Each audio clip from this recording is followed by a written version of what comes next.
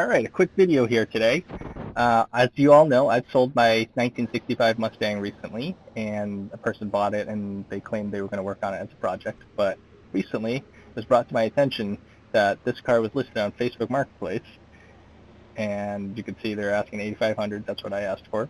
But sketchy things here. Rebuilt motor 30K miles ago. It runs great. Okay, I don't dispute that it runs great, but how does one know that it was rebuilt 30,000 miles ago? It's kind of scammy right there.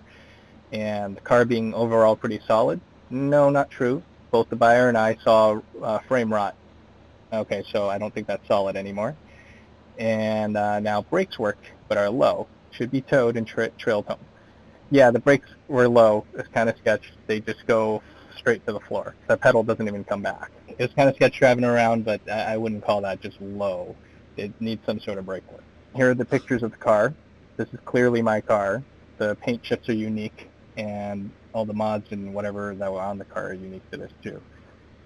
So it's a shame that people do this online, but you got to be careful when you try to buy cars online, sight unseen. Even if you saw this on person, you kind of have to go by their words saying that this motor was rebuilt.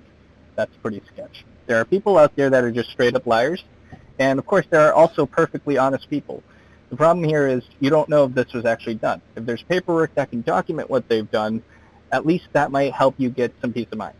But I've owned this car for 9 years, and there was no rebuild 30,000 miles ago. Heck, I didn't even have it for 30,000 miles to have claimed such a thing. So we know that this is straight up bullcrap. Hope this tip helps. Just be cautious when you try to buy stuff online like this. That's enough from me today.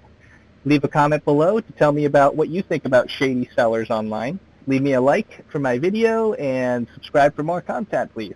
Thank you very much for watching, and have a nice day.